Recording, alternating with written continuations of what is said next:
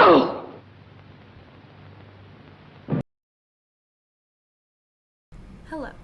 my name is Olivia Harrison, and I will be providing an audio commentary on perhaps one of the most beloved films in British cinema, The Red Shoes. The Red Shoes is a dazzling work of cinema created by renowned British directing team, The Archers. This masterpiece was produced from a combination of many talented directors, producers, dancers, and a stellar cast who morphed together to bring to life the exhilarating and timeless tale of The Red Shoes, one that captured audiences' attentions both in England, its country of origin and release, and for cinema goers and fans around the world. A timeless tale of the weight of love and ambition set against the backdrop of a professional ballet. The Red Shoes, released in 1948 to an accepting and cinema-hungry audience, still holds a dear place in the hearts of many, as well as offering a shining example of the heyday of British cinema. Join me as we walk through a short segment of the beloved film, following the action of the Red Shoes ballet and exploring the magic of British cinema, as well as the stylistic beauty of the Archers. The scene you see before you is perhaps the most striking of the film, in which we see a 17-minute dance sequence of the Red Shoes ballet. This stylistic approach is saturated with theme and spectacle and allows viewers to experience the drama of the tale as if they were right on the stage. As you listen, take in the exhilarating experience in scenery, costume, and choreography that perfectly packages the Red Shoes.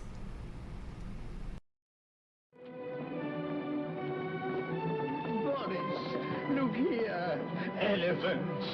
Clumsy elephants. They have ruined my decor. Calm yourself, sir. But the door, it won't shut. Well, somebody must hold it. Who but who? Well, the call boy will have nothing to do then anyway. Dimitri. Give it to me. Hold the door. Best of luck, Miss Page. I can't even remember my first entrance. Oh, you mean you think you can't remember it? What about this?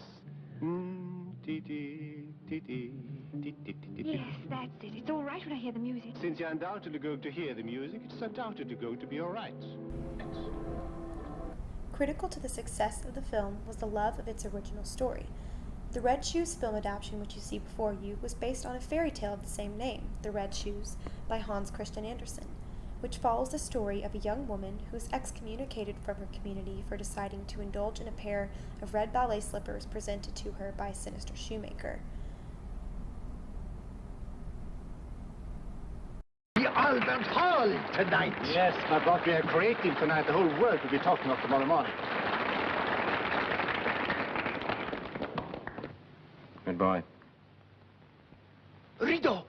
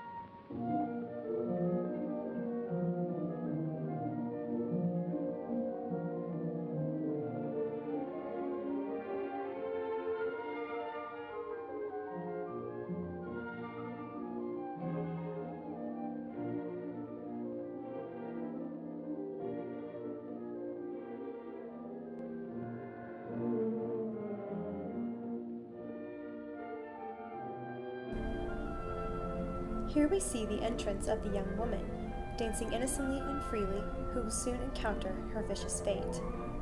Audiences are allowed to see the element here in this ballet scene, in which our shoemaker character offers Vicky, our leading lady, the dazzling and alluring red shoes.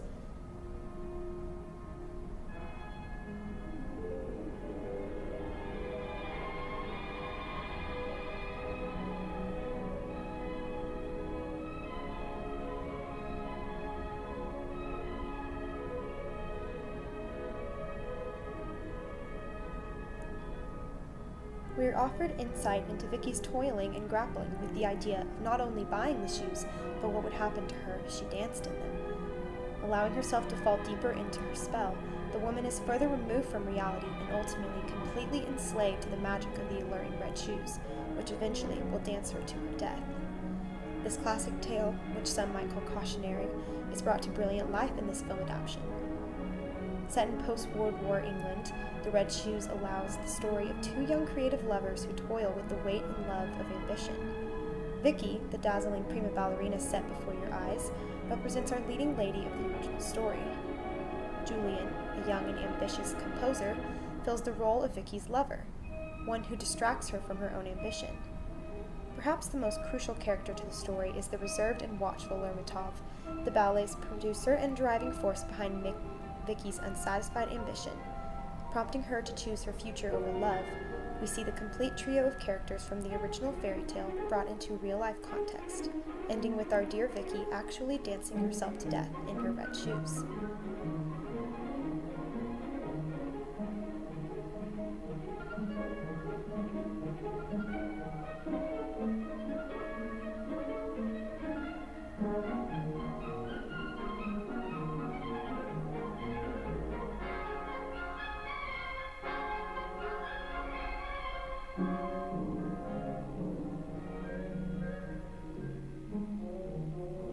The screenplay and plot for the film adaptation uses the source material in a unique way, directly referencing it by having all of these characters engage in a ballet staging of the red shoes. However, the story is pushed against the primary plot of the issues plaguing Vicky and Julian, as well as the ballet company's producer Lermontov, with audiences able to identify quickly the role that each of these characters plays in the larger retelling of the original story.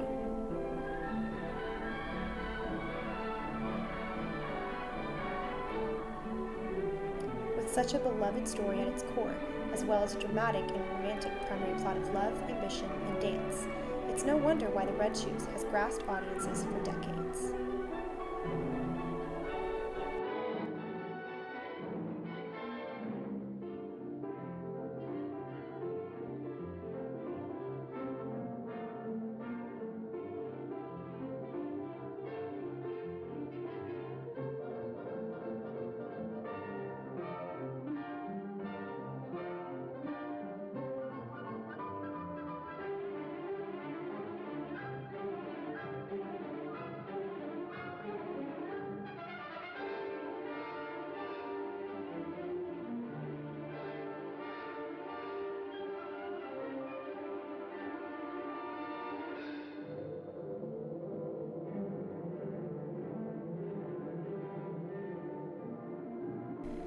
With such a known and detailed storyline, the screenplay and directing for a possible film adaptation of this movie could not be entrusted to just anyone.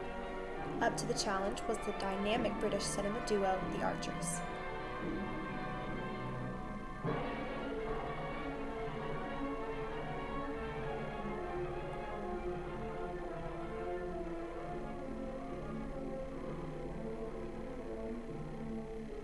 The film's directors, Michael Power and Emmerich Pressburger, together formed the successful directing group called The Archers, known in British cinema for their love and reverence for British film and their strive to bring original stories to the big screen. The duo worked together on their films, with Powell as the primary producer and director, and Pressburger aiding as an outstanding screenwriter. Before this work, the Archers both climbed up a cinema ladder of sorts, beginning in smaller roles. Powell had humble origins as a gopher, or a basic coffee runner for a studio in France, until he slowly reached to a screenwriter for small government quota films, then pushing into screenplay for his own films. Pressburger's rise included his transition after his father's death from math and science to journalism, as well as a forced relocation due to Nazi pressure from Germany to Paris and finally London, England. Both Powell and Pressburger's climb up the cinema ladder, specifically with the added pressure of Pressburger's Hungarian heritage and Jewish ethnicity, pushed them from their original career paths. Pressburger specifically held a unique love for Britain and British cinema, as his entrance into screenwriting began after he dropped his studies in math and science and was forced to move to England, which he later described as the best thing to happen to him. We see in this film the response to British beauty in the spectacle details and romance of language written by Pressburger, responding to Pressburger's screenwriting and love for England and its beauty.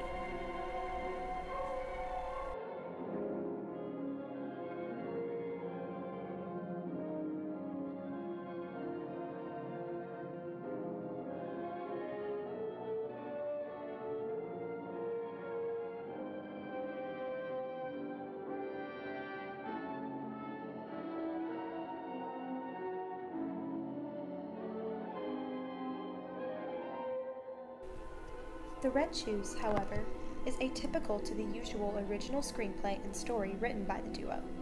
Since this storyline was based on a well-established narrative, Pressburger was gifted with the opportunity to create from this original story a deeper meaning, one set within then modern world circumstances. The Archers do find a unique way to blend the original source material to their added narrative of the characters Vicky, Julia, and Lermontov by setting the actual story of the Red Shoes in the context of a ballet, one which would cause these three characters to interact in a way that made sense in the context of post-war England. Near and dear to Powell and Pressburger's hearts was the Ballet Russes, a Parisian ballet company which swept the European countries throughout the years of 1909 to 1929. The Archers were drawn to this ballet company due to their appreciation of obstacle and spectacle, and as they actually cast the core of the Red Shoes ballet in the film with the real ballet dancers, in an effort to bring a unique authenticity to the world of dance in the film. The dancer you see before you was an actual member of the Ballet Russes, alongside Maura Shearer, an actual ballerina who was cast as the lead role of Vicky. Integrity and authenticity to dance was important to the Archers, as they wanted the spectacle to transcend what had been seen before in British cinema.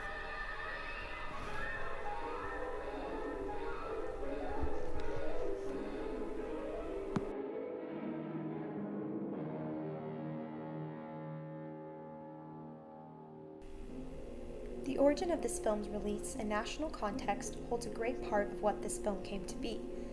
Beginning production in summer of 1947, the Red Shoes sought to bring to life a classic tale of desire and love and ruin and emotion to the big screen. Described as a fairy tale inside of a ballet, inside of a film, audiences are invited into an almost intimate, dreamlike retelling of the Red Shoes fairy tale, yet one that is added to by the unique themes of the Red Shoes, which held an immeasurable place in the hearts of British cinema goers.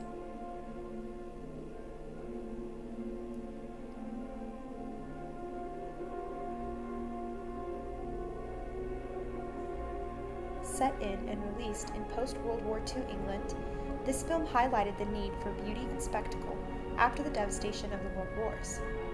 Audiences were starved for something more to life than the sad reality of the world around them. The Red Shoes, much like the origin of Romanticism itself, responded to the dire need of its viewers and audiences. As quoted in an article by Diana Diamond, this film strove to reflect a quest of beauty that could not be found in other art forms. Viewers can feel the call to beauty and spectacle through the stylized dancing and almost physical presence of the audience on the stage, as if they were another dancer in the corps.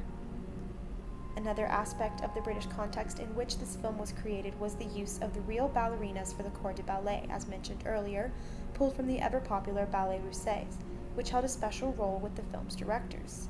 Audiences would have felt present at a real-life performance through the uses of noticeable dancers in the film, allowing for a pleasure not attainable to all English citizens who were watching this movie.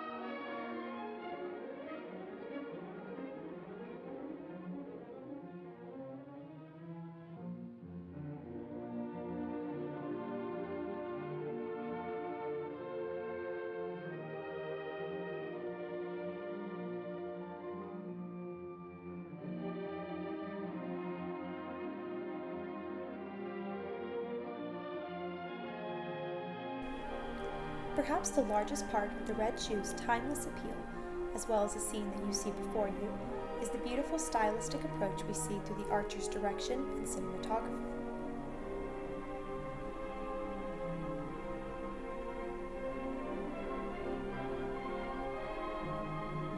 Michael Powell and Emmerich Pressburger's approach to the film was a unique one, including this 17-minute dance sequence which you see before you, in which the ballet's actual audience of the movie is left behind, and cinema goers are almost allowed an up-close and personal tour throughout the story.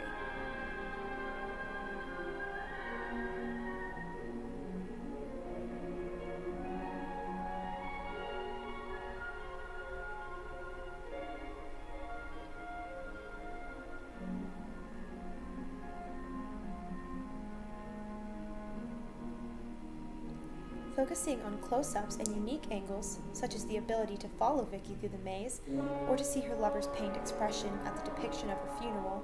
This stylistic approach to the Red Shoes proves different than audiences would expect. Perhaps the most capturing cinematic effect is the appearance of visuals such as the ocean for the audience, or Julian and Lermontov transitioning in and out as Vicky is introduced to our Red Shoes, in which we can see the reality of the tale starting to set in, within the themes and the context of the subplot.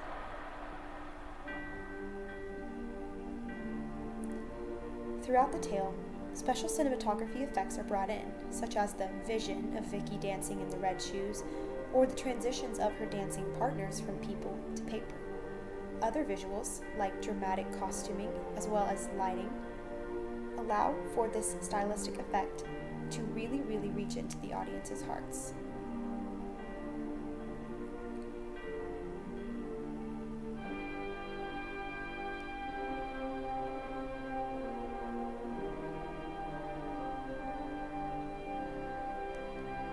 The element of spectacle was one heavily considered by the production team. Powell's vision for this stylistic approach most likely stemmed from his desire to bring unprecedented cinematography to the English audiences. Typical to the Archers' filmmaking style was the appeal of bright colors, costumes, and grand sets, drawing audiences into a dreamlike world where they can escape the dreariness of the post-war reality.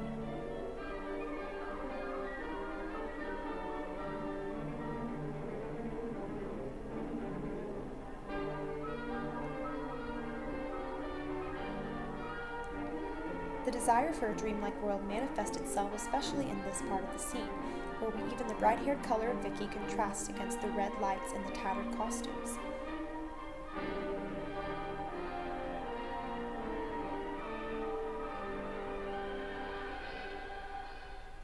While our leading lady is unfortunately meeting her fate, we can't help but bounce our eyes not only off her red shoes, but of every aspect and detail of the spectacle of the scene.